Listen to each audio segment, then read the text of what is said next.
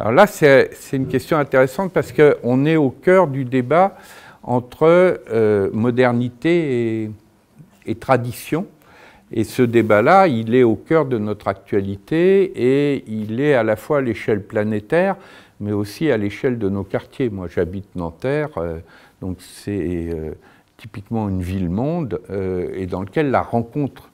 des cultures et l'alternative entre choc des cultures, comme disait Samuel Huntington, voire guerre des cultures, ou au contraire dialogue des cultures est essentielle.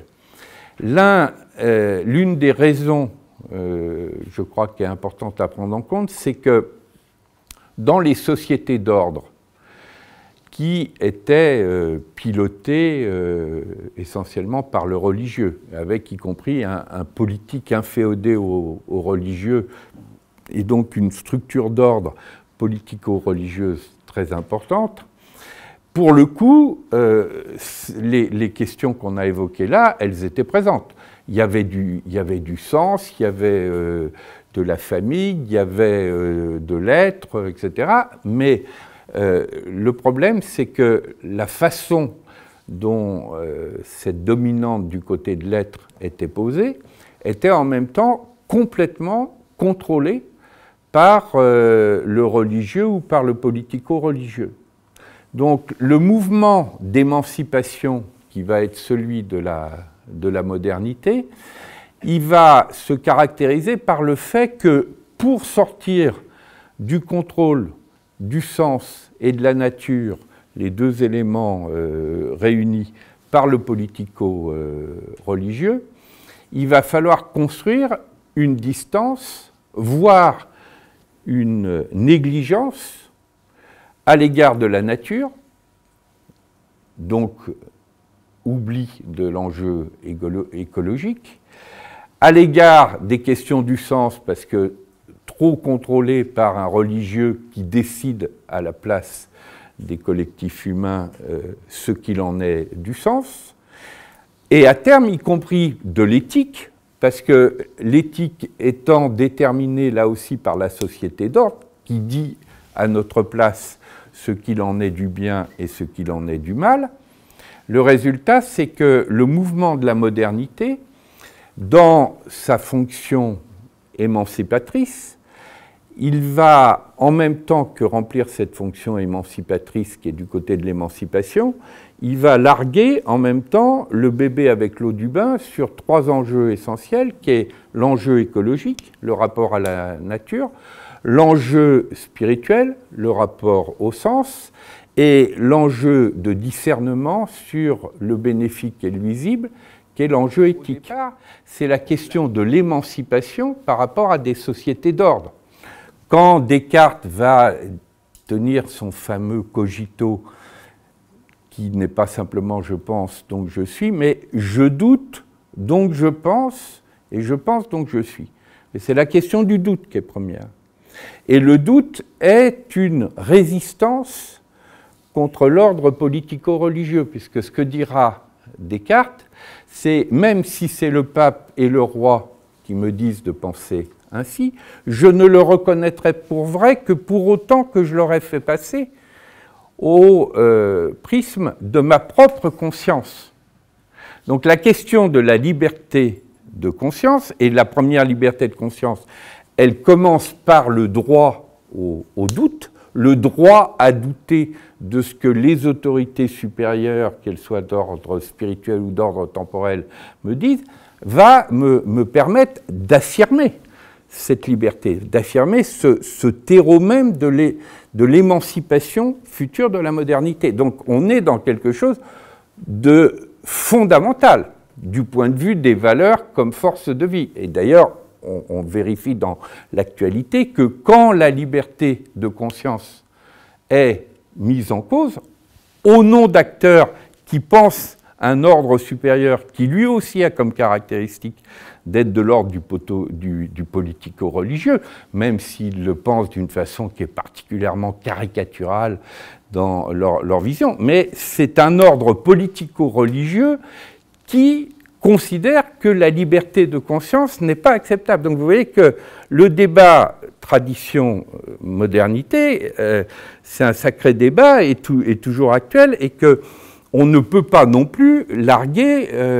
la modernité facilement, parce qu'au cœur de la modernité, il y a la mise en cause de cet ordre politico-religieux. Mais toute notre affaire actuelle, c'est bien de dire comment on sort positivement de cette période des temps modernes qui a produit du meilleur, la liberté de conscience, l'individuation, parce que à ce moment-là, je ne peux penser la liberté de conscience qu'à partir d'individus qui la pensent, et l'individuation n'est pas de l'individualisme. C'est ce qui permettra aussi de poser des droits humains, le droit de tout être humain parce qu'il est doué de conscience, donc la question fondamentale des droits de l'homme, des droits humains, etc. Donc il y a des choses extrêmement importantes du côté de la modernité sur ce terrain-là, mais tout l'enjeu, c'est de pouvoir garder le meilleur de la modernité, qui est du côté de la liberté, de l'émancipation, des droits humains, etc., sans le pire de la modernité, qui est la chosification,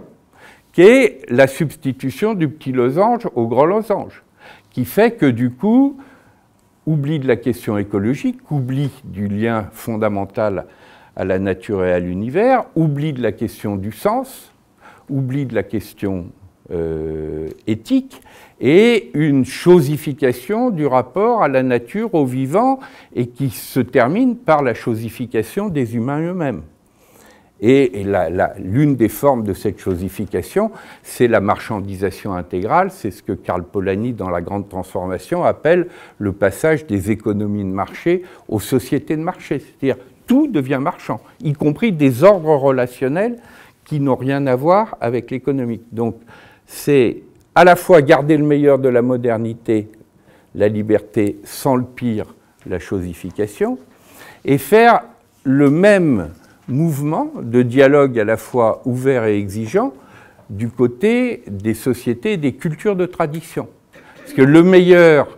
de la tradition, c'est la reliance. Reliance à la nature, reliance au lien social, reliance au sens, toute chose justement que la modernité a souvent largué avec l'eau du bain, mais cette reliance, elle a une façon qui est la dépendance. Le lien social peut se transformer en contrôle social, le sens peut se transformer en sens identitaire et excluant du sens d'autrui, et même le rapport à la nature, s'il est exprimé d'une façon fondamentaliste et intégriste, fait qu'on n'a plus rien le droit de toucher à la nature ou à l'idée qu'on se fait de la nature. Voilà. Donc simplement pour vous faire sentir à partir de ce premier matériau qu'on a évoqué, à quel point on est effectivement sur des enjeux qui sont fondamentaux dans nos vies personnelles, on le voit bien, mais aussi ça prépare à comprendre des enjeux sociétaux et de faire, je crois, aussi le lien avec ce qui se joue dans la civilité humaine, dans le débat contemporain entre guerre et dialogue de civilisation à travers cette question du rapport entre modernité et tradition. On ne peut faire un bon usage de la science, de la technique, comme évidemment aussi du marché, etc., que pour autant qu'on réintroduit la question de la conscience, la question du discernement, la question de l'éthique, mais évidemment en gardant le meilleur, qui est la liberté, l'émancipation, etc. C'est-à-dire, comment on sort des temps modernes, on voit bien qu'il n'y a de sortie par le haut que si on évite la sortie par le bas, que nous proposent justement les fondamentalistes de tout pays et de toute culture, etc., et qui est de dire, allez, on abandonne la liberté, on abandonne l'individuation, on abandonne la conscience, etc., et on restaure un ordre qui dit à notre place ce qu'il faut penser, ce qu'il faut qualifier de bien, de mal, etc. On voit bien évidemment que ça serait une formidable régression. Donc tout l'enjeu, c'est au contraire d'inscrire dans la liberté, et la liberté partagée, c'était un des éléments qui apparaissait aussi à travers les valeurs de la démocratie, une capacité de retour de la conscience et de l'éthique, qui est le problème justement du discernement sur ce qui est bénéfique et ce qui est nuisible, et c'est ça qui nous amènera directement, à travers la comptabilité bénéfique, à revisiter la notion de bénéfice et de perte, entendue au sens fort du terme. D'un côté, qu'est-ce qui est bénéfique, de l'autre côté, qu'est-ce qui est source de perte de valeur comme destruction de force de vie, quoi.